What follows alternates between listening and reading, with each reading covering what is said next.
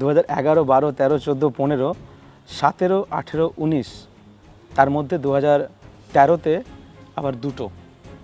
যখন কন্টিনিউয়াসলি আপনারা পাচ্ছেন, এটা কি শুধুমাত্র যখন আপনারা পলিটিক্সের মধ্যে প্রথম সারির মানে মন্ত্রী বা নেতা বা যখন রয়েছেন আলাদা কোনো সুযোগ পাচ্ছিলেন, নাকি শুধু ক্রিয়েটিভিটির উপরেই আপনারা পাচ্ছিলেন? দেখুন, আমার তো মনে হয় যারা যারা পুজো করেন কলকাতা শহরে সবাই কিছু না কিছু রাজনৈতিক পরিচয় তাদের আছে।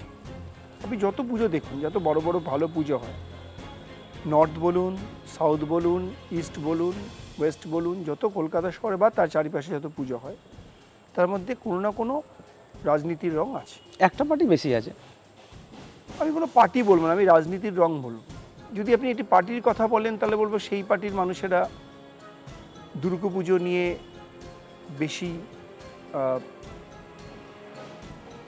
চিন্তা ভাবনা করেন বা দুর্গাপুজোর সঙ্গে বেশি একাত্মভাবে জড়িত, তাই তারা করেন। আমি তথ্য দিয়ে বলছি, যারাই করেন সবারই রাজনীতির না কিছু না কিছু রং আছে। তাই যদি রাজনীতির রঙে পুরস্কার বিতরণ হতো বা পুরস্কার পাওয়া যেত, তাহলে তো আরও অনেকেই পেলেন না। তাই রাজনীতিটা বড় কথা না, বড়টা হচ্ছে ক্রিয়েটিভিটি। এই ক্রিয়েটিভিটি যদি আপনার মধ্যে থাকে তাহলে আপনি যে কোনো পুরস্কার পাবেন। ক্রিয়েটিভ যদি না থাকে, রাজনীতির রঙে করে কেউ পুরস্কার আপনাকে দেবে না। ছোটোখাটো পুরস্কার পাওয়া যায়, হয়তো আপনি কাউকে দিয়ে স্পন্সর করিয়ে নিতে পারেন, কিন্তু প্রথম সারির 10টা পুরস্কার পাওয়া সম্ভব।